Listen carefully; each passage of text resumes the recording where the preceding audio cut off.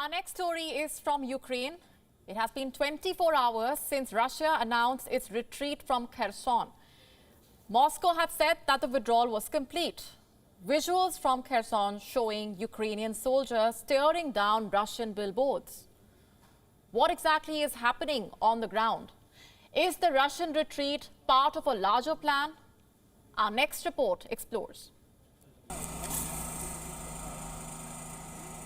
These images are from Kherson. What you see are locals staring down a Russian billboard poster.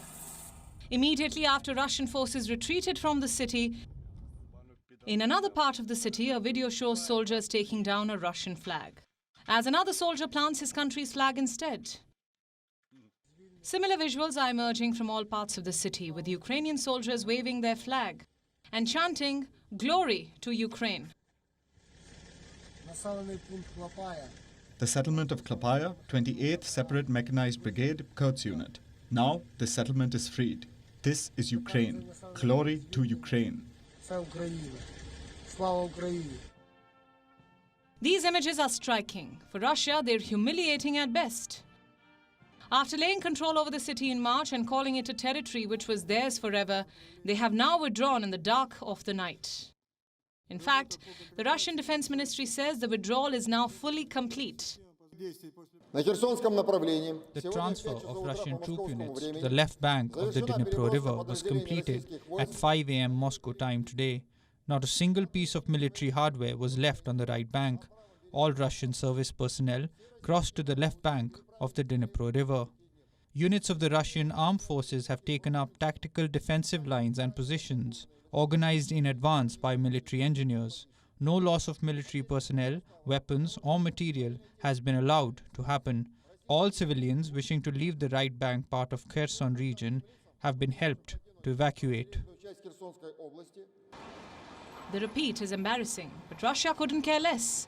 It says their withdrawal from Kherson doesn't change the status of the region, that it still remains Russian territory.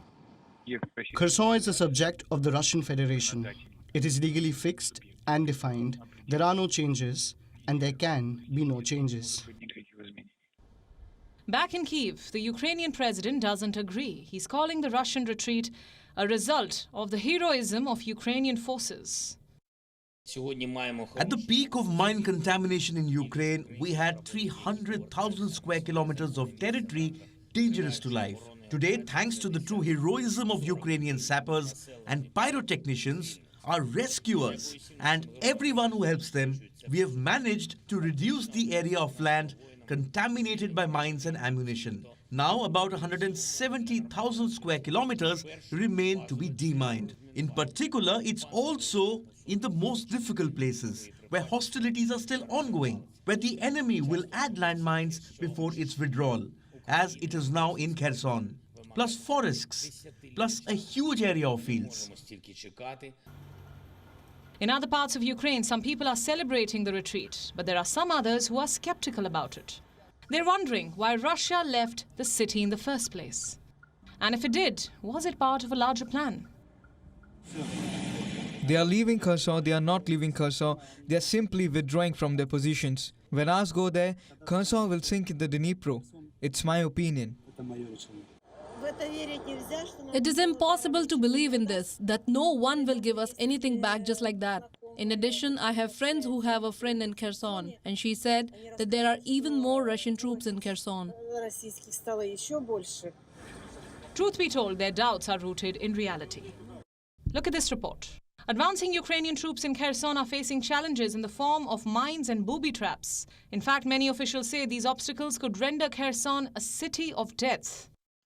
Whatever be the case, Russia's retreat from Kherson is a clear shift in momentum in this 9-month-old war. The chief of NATO says it shows that Moscow is under heavy pressure in Ukraine. What sort of pressure? Only the days ahead will tell.